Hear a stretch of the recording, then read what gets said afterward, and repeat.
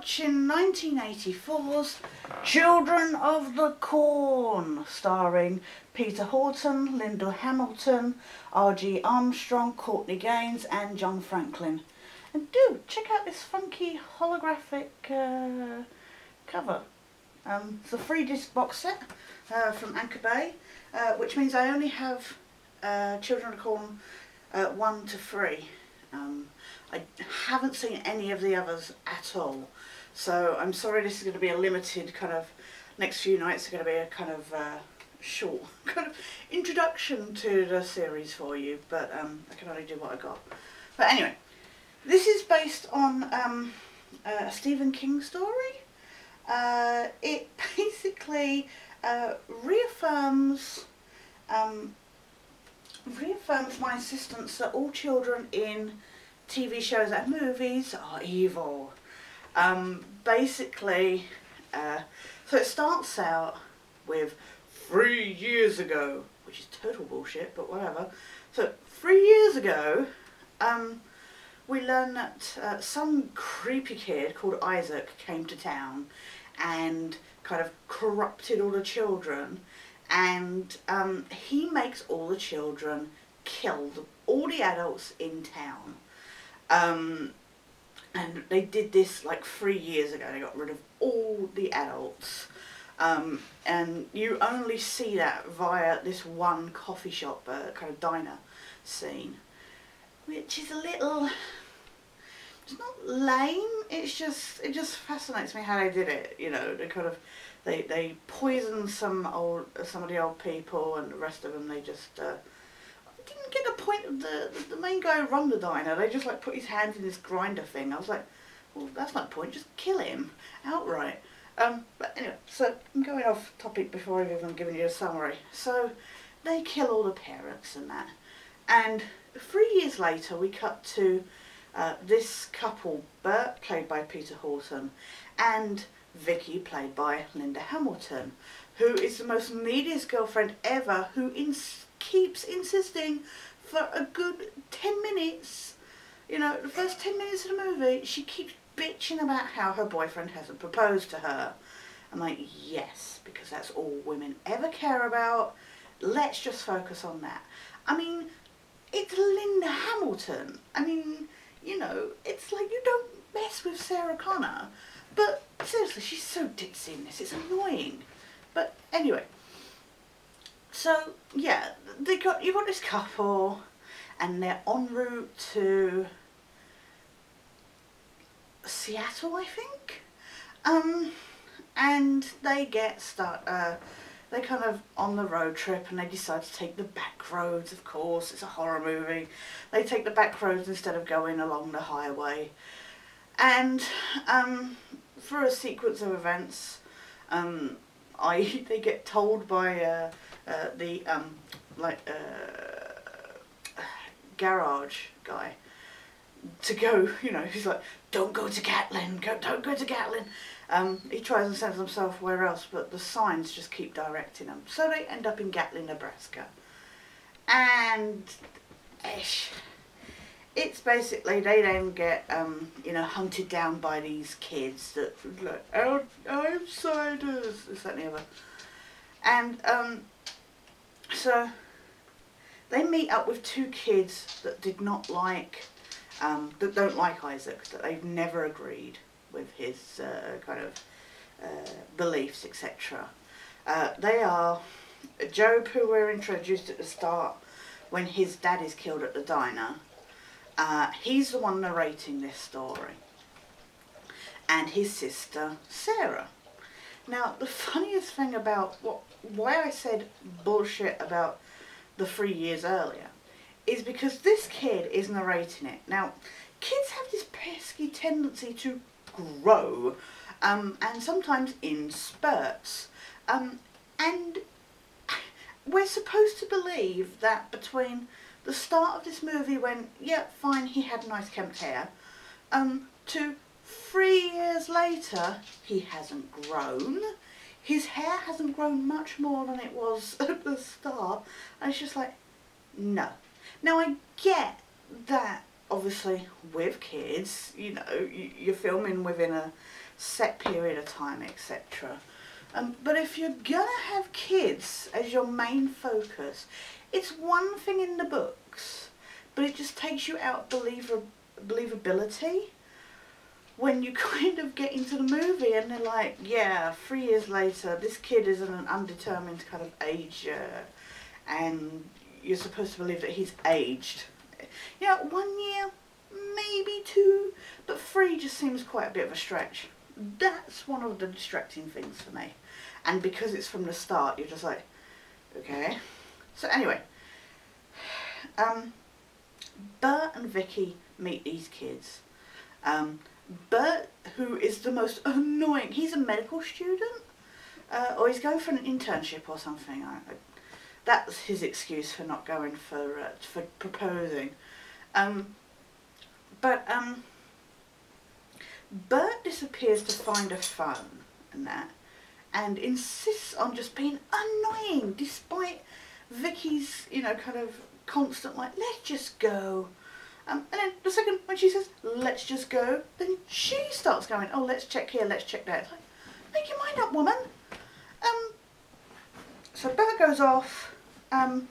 Malachi, who's like Isaac's right-hand man, played by Courtney Gaines, who's this like tall, ginger hulking, terrifying beast of a man, or teenager I guess he's supposed to be, because you learn later that the second they hit like 19, it's time to sacrifice themselves to he who walks behind the rows in the cornfield. So, and I realise I didn't touch upon that, but ignore the noise. That is my dog walking around and being annoying. So yeah, the main focus of this movie, the big bad, if you will, is he who walks behind the rows, which is everything in the corn, which is so funny because then 3 years later when you see the town, there's all this corn just strewn everywhere. And I don't know what I find funnier is the idea of the set dresser going round, kind of going, oh, let's have a bit of corn here, let's have a bit of corn there. Or the idea that the kids are doing that and going around going, I think that needs a bit more corn. But yeah, no, so Malachi and a group of other teenagers kidnap Vicky. Bert then has to go look for her, except he kind of gives up rather quickly. So yeah, I'm rambling, sorry. So basically he has to go save her and stuff, and that's the main thing. In the meantime, Isaac is stood there being all like, you will listen to me, and he's like the woman in Poltergeist, the psychic lady. He's got that same kind of voice, and it really just grates on you. That's not anything against John Franklin, because, oh my god, Isaac creeps the shit out of me. But it just makes me immediately think of that woman in Poltergeist. So, anyway, this movie. You know what's fascinating about it, mainly, is how little gore there is in it. Now, that sounds really silly, considering there's these kids killing adults, and that. But you actually see very little blood. And the thing is we live in a time now where we get a lot of gore. We're allowed to see a lot more gore on TV these days. Back then, movie was your outlet for being able to see that kind of stuff. But this movie kind of takes the TV route. Now, I don't know if they had a low budget or what, but it's actually kind of refreshing. As much as I love gore, it's kind of nice to just have it left to your imagination. As somebody who grew up with the X-Files, having that kind of inbred into you, that what is inferred and what your brain like kind of takes on from that point is a lot more scarier sometimes than actually having it shown to you. And I really like that about this movie. A couple of times you're kind of like, why doesn't it show that and stuff like that.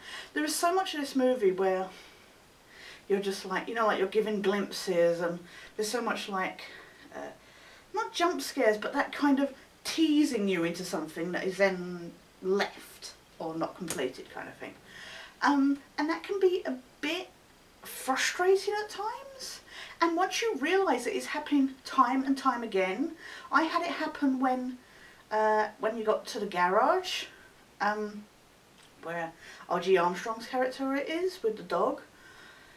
And I was like, actually, you know what, a lot of this is just constant, like, this is going to happen. There's somebody in the corner watching. There's a camera lurking around. What's going to happen? And I was like, okay, will something happen already? But it's not, it doesn't, nothing happens. There's just a lot of lead up that you're left kind of, oh, okay. But that is not a bad thing, because like I say, stuff does happen. And no matter how cheesy this movie is, it is really cheesy. The kids are annoying. Job, who carries this, like I say, is narrating it. And he's this cocky little kid, and it kind of very Newsies-ish. It cracks me up because there's a bit at the end where Bert is doing this whole kind of gonna light the set the cornfield on fire, and he gets caught up in the corner, and that Job comes along and cuts him out and everything, and Bert's just like, go back to the barn, and sods off, doesn't say thank you for helping, and the kid is like, well, sorry. And I was just laughing, excuse me, or something. And I was just like, that's perfect. Because seriously, that guy is really so bigoted. But then, what cracks me up then is, Bert's all, go back to the barn. And then, literally 2 seconds later, when Joby doesn't go back, do this, do that, do that. It's all contradictions, much like with Vicky. But no, this is a fun horror movie. In a way, it kind of surprises me that it's 18 because there's no swearing, and there's actual very little, like I say, gore. I'm surprised it hasn't been, over the years, downgraded to 15 because there's a lot worse out there. But it hasn't, and I guess it is because of what the imagination can be conjured up. That and its evil children. The kids are a bit annoying. The acting on their side is not particularly great. Linda Hamilton seems to be having a little fun with it. Peter Horton is playing the most annoying character ever. I didn't care if he'd been killed, like, at all. Which is really bad because considering he's supposed to be the hero of the movie. But if you like 80s horror films, if you're after something that's not your standard slasher kind of gore fest, then do actually check out. I haven't read the Stephen King story. I don't even know where the story can be found. I think it's only a novella, so. And I've read most of his novella compilations, so I'll have to try and check through my books again. But I haven't read it, so I don't know how close to the book it is. Or if it was just a screenplay that was proposed by him. But no, just please do. If you like 80s horror films and that, and you're after a good, like, or if you're not usually into horror films and you just want something that's try that again.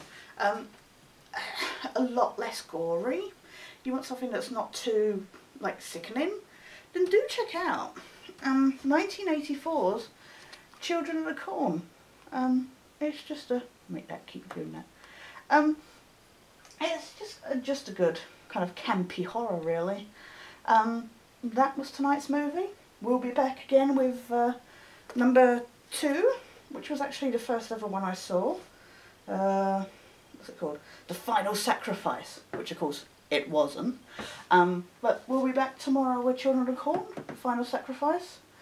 And for now, this is Sketch Sir, signing out.